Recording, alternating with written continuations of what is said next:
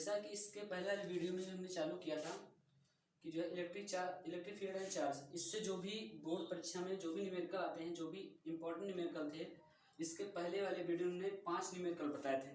ठीक है, आज हम जो है उसी के आगे चालू कर रहे हैं छठा न्यूमेरिकल, जो कि ये न्यूमेरिकल ये भी क्या है कि बहुत इंपॉर्टेंट है और इस टाइप का न्यूमेरिकल पेपर में पूछा भी जाता है।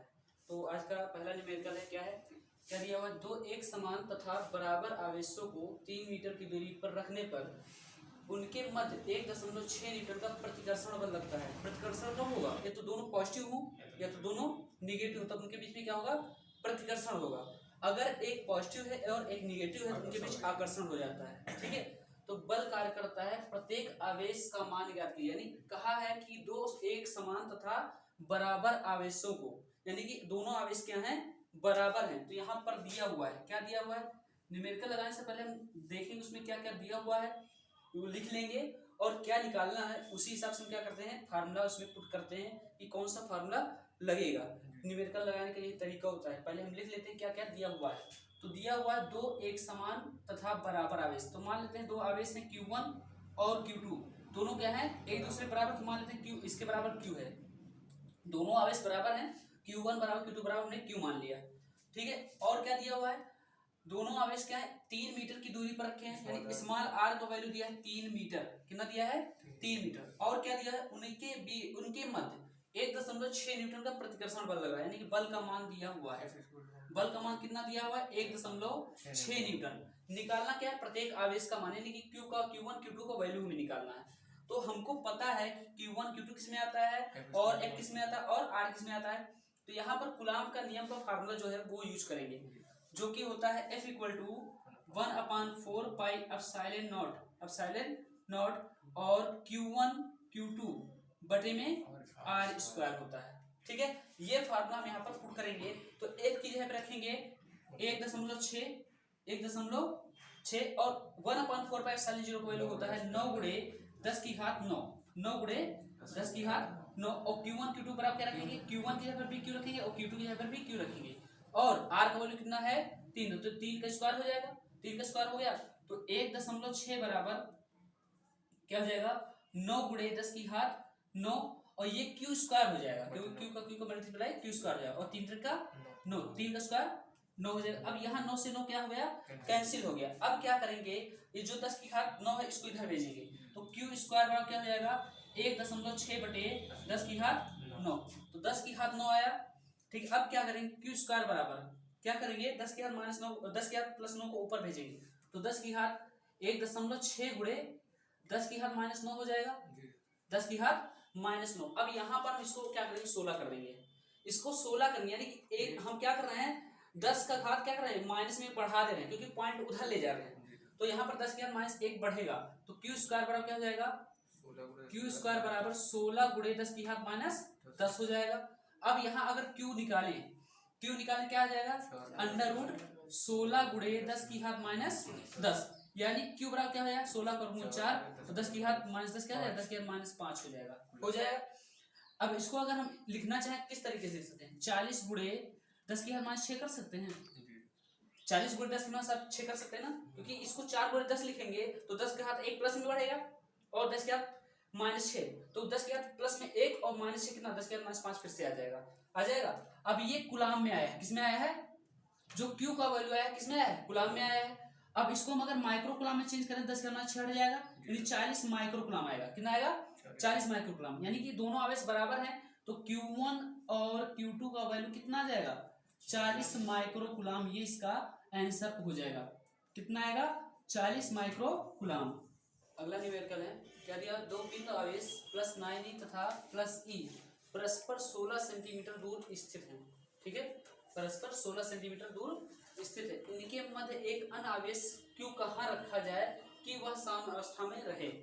यानी जो भी बल लगे, यानी F1 या F2 निकाले तो दोनों क्या हो, बराबर हो जाए, यानी उनका क्या बीजगणितीय योग क्या हो जाए, 0 हो जाए। तो वो कंडीशन कहाँ पर होगा, यानी Q कहाँ पर रखें, कितनी दूर पर रखें, यानी कि +9e से और +e से कितनी दूरी पर रखें कि संतुलन की स्थिति प्राप्त हो या साम्यावस्था की स्थिति प्राप्त हो। तो मान लेते हैं यह है, यहाँ पर कोई बिंदु A है, इस पर +9e आवेश रखा हुआ है। ठीक है, +9e आवेश रखा हुआ है और इससे कितनी 16 सेंटीमीटर की दूरी पर बिंदु बी है और इस पर आवेश क्या रखा हुआ है +e रखा हुआ है। अब मान लेते हैं कि इनके बीच में जो तीसरा आवेश रखा जा रहा है वो +9e आवेश से कितनी दूरी पर है, मतलब दोनों बीच में दूरी पहले 16 सेंटीमीटर की है। दोनों बीच में दूरी कितनी दी हुई है 16 सेंटीमीटर दोनों आवेशों के बीच में, ठीक है 16 सेंटीमीटर। अब मान लेते हैं जो आवेश तीसरा आवेश क्यू रखा जा रहा है इनके बीच में वो +9e से x की दूरी पर, कितनी दूरी पर है स्मॉल x की दूरी, मान लेते हैं कि स्मॉल x की दूरी पर रखा हुआ है +9e मतलब कि क्यू आवेश +9e से, यानी टोटल 16 सेंटीमीटर है और ये कितना x है तो ये कितना निकलेगा 16 माइनस x निकलेगा, 16 माइनस x निकल जाएगा ये डिस्टेंस 16 माइनस x, ठीक है। अब ये वाला आवेश और इन दोनों आवेश के बीच में जो बल लगेगा दोनों बलों को बराबर कर देंगे और वहां से क्या करेंगे दोनों बीच में डिस्टेंस निकाल लेंगे कि या इससे कितनी दूरी पर आवेश क्यू होगा और इससे कितनी दूरी पर आवेश क्यू होगा। तो यहाँ पर इसके लिए हम कूलॉम के नियम का प्रयोग करेंगे क्योंकि क्या हो रहा है कि बिंदु आवेश हुए, ठीक है, साम्यावस्था की स्थिति में हमको लाना है। अब हमको पता है दो आवेश और बीच की दूरी हो तो कूलॉम का नियम आ जाएगा, ठीक है। तो यहाँ पर हम क्या करेंगे आवेश +9e और q के बीच में कूलॉम का नियम लगाएंगे। तो पहले हम यहाँ पर लिखेंगे माना जो है +9e आवेश से स्मॉल x की दूरी पर आवेश स्मॉल q रखा जाता है जिससे क्या होगा साम्यावस्था की स्थिति प्राप्त होगी,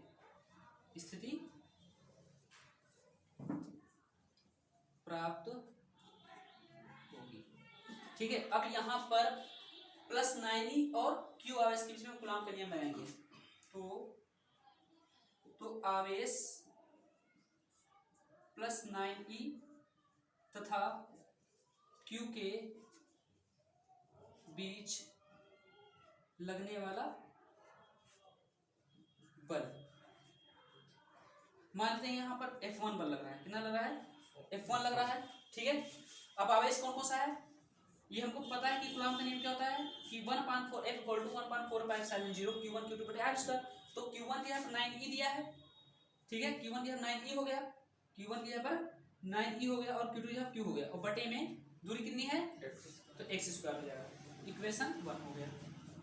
अब दूसरा आवेश क्या है मतलब कि दूसरे कंडीशन में क्या करेंगे आवेश q और +e के बीच में वैद्युत बल निकालेंगे, ठीक है। तो लिखेंगे तथा आवेश, ये बहुत ही इंपॉर्टेंट सवाल है, ठीक है, आवेश q तथा +e के बीच लगने वाला वैद्युत बल, ठीक है। तो F2 बराबर क्या हो जाएगा 1/4πε0, ठीक है, और क्या Q इंटू E हो जाएगा और बटे में क्या हो जाएगा 16 - x का होल स्क्वायर, 16 - x का होल स्क्वायर इक्वेशन 2। अब साम्यावस्था की स्थिति में क्या होगा F1 बराबर F2 कर देते हैं। साम्यावस्था की स्थिति में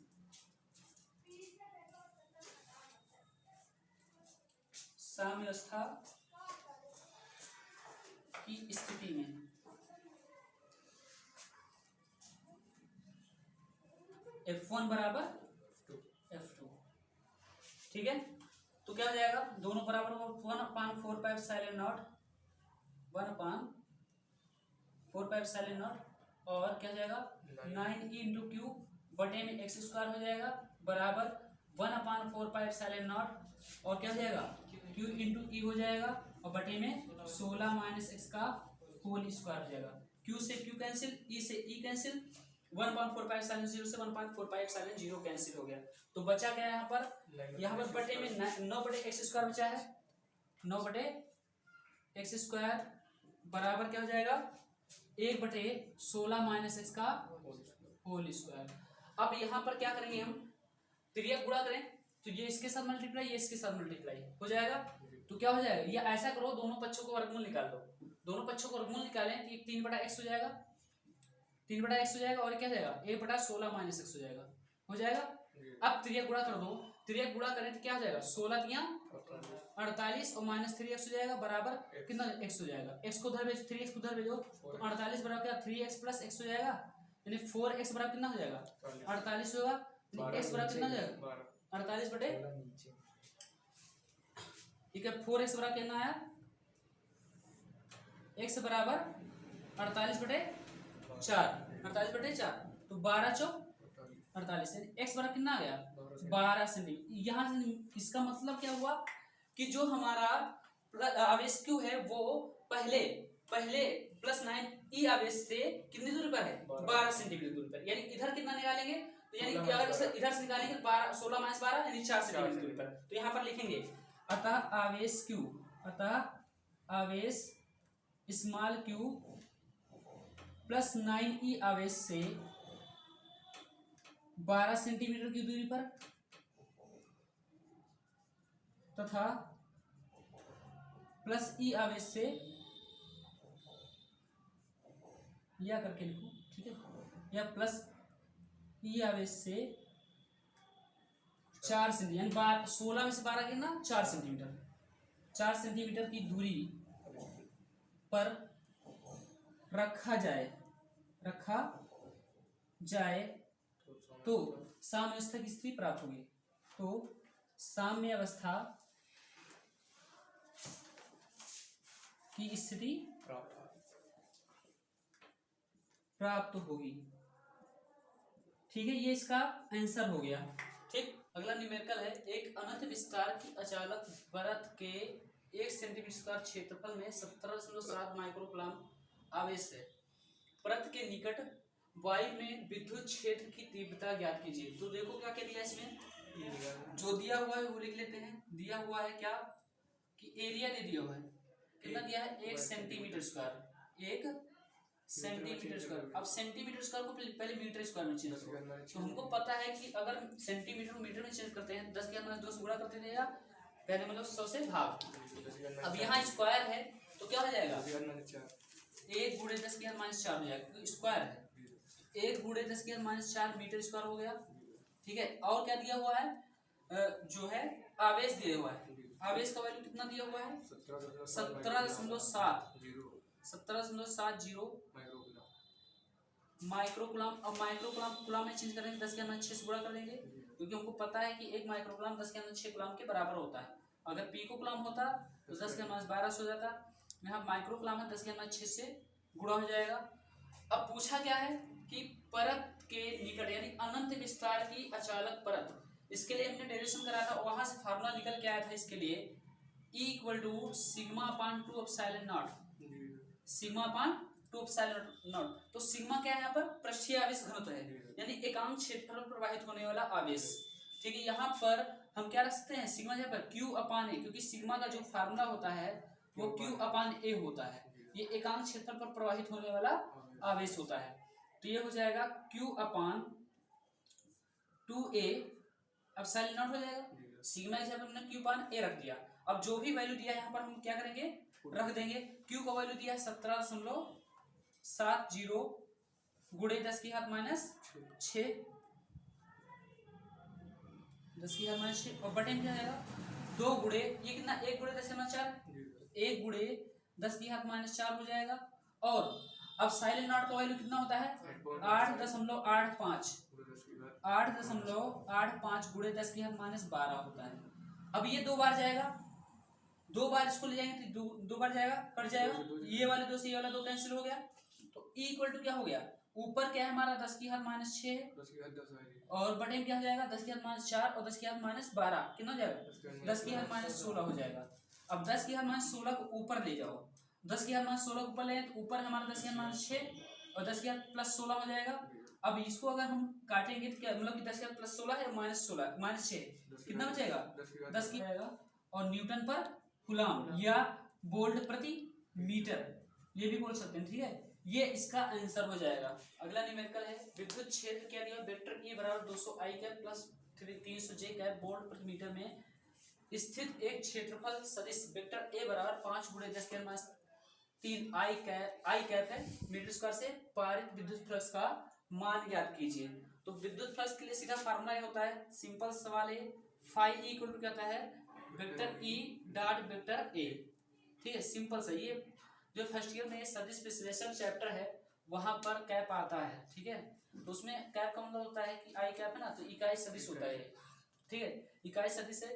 तो यहाँ पर जो भी वैल्यू दिया हुआ है यहाँ पर हम सीधे रखेंगे, phi E equal to vector E का वैल्यू कितना दिया हुआ है, 200 I cap plus 300 J cap dot इसका वैल्यू कितना दिया हुआ है, 5 गुणे 10⁻³ आई कैप मीटर स्क्वायर। अब देखो उसमें क्या था कि सदिश विश्लेषण में क्या था, अगर आई डॉट आई है तो उसका मल्टीप्लाई 1 होता है, मतलब अदिश गुणनफल।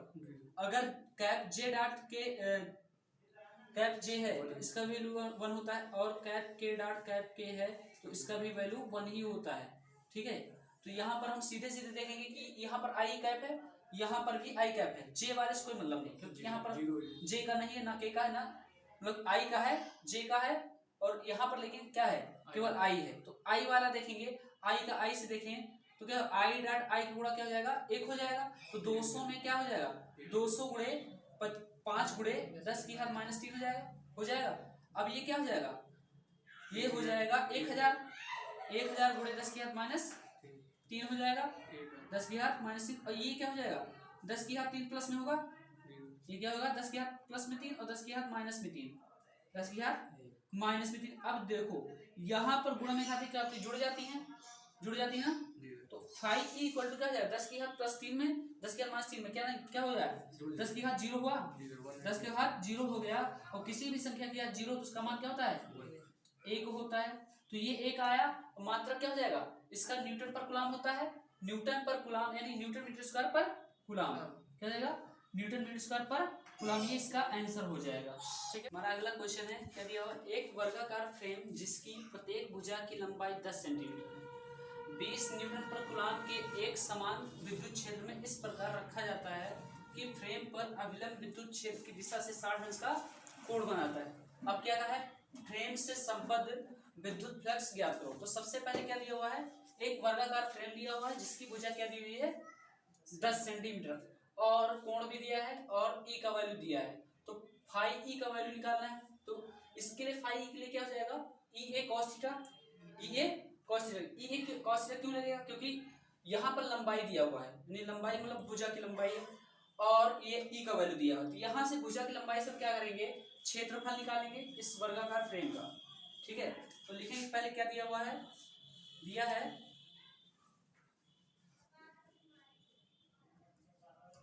वर्गाकार फ्रेम की लंबाई यानी भुजा की लंबाई, ठीक है, वर्गाकार फ्रेम की भुजा की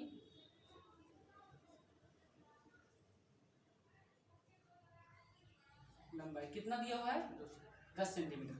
क्षेत्रफल हम यहाँ से निकाल लेंगे, ठीक है, क्योंकि हमको क्षेत्रफल का जरूरत पड़ेगा। तो क्षेत्रफल निकालेंगे, तो क्षेत्रफल क्या होता है, भुजा का स्क्वायर होता है, भुजा का स्क्वायर, एक वैल्यू यहाँ से निकल जाएगा, 10 का स्क्वायर होगा, 10 का स्क्वायर यानी कितना आ जाएगा, ए बराबर 100 सेंटीमीटर स्क्वायर आया। इसको मीटर में चेंज करो तो ए बराबर क्या हो जाएगा, 100 गुणे 10⁻⁴ हो जाएगा, और ये मीटर स्क्वायर में चेंज हो जाएगा। ठीक है, मीटर स्क्वायर, या इसको हम लिख सकते हैं ए बराबर क्या, 1 गुणे 10⁻² मीटर स्क्वायर, क्योंकि यहाँ पर 100 है ना, तो 100 का मतलब 10⁻² प्लस में जाएगा, 10⁻⁴ है, तो कितना बचेगा, 1 गुणे 10⁻² मीटर स्क्वायर। और ई का वैल्यू कितना दिया हुआ है, 20 न्यूटन पर कूलम, और थीटा का वैल्यू कितना दिया हुआ है, 60 डिग्री। निकालना क्या है, विद्युत फ्लक्स, फाई ई का वैल्यू। अब फाई ई के लिए जब अगर दिया ई का वैल्यू और ए का वैल्यू दिया और थीटा का वैल्यू दिया होता है तो हम लगाते हैं ई ए कॉस थीटा, ई ए कॉस थीटा। तो फाई ई इक्वल टू क्या हो जाएगा, सिंपल सा फार्मूला है, सिंपल सा सवाल है। ठीक है, तो ई का वैल्यू कितना है, 20 न्यूटन पर कूलम, और ए का वैल्यू कितना है, 1 गुणे 10⁻², 10⁻², और कॉस कितना हो जाएगा, 60 डिग्री। तो फाइव इक्वल टू क्या हो जाएगा 20 गुणे 10 की घात -2, 10 की घात -2 और cos 60 का वैल्यू 1/2 होता है। 2 से काटो कितना 10 होएगा, 10 दूना 20। तो फाइव इक्वल टू क्या हो जाएगा 10 गुणे 10 की घात -2, या इसको हम लिख सकते हैं क्या 10 की घात -1, 10 की घात -1, या इसको लिख सकते हैं हम क्या 0.1, क्या लिख सकते हैं 0.1 मात्रा क्या जाएगा न्यूटन मीटर स्क्वायर पर कूलम।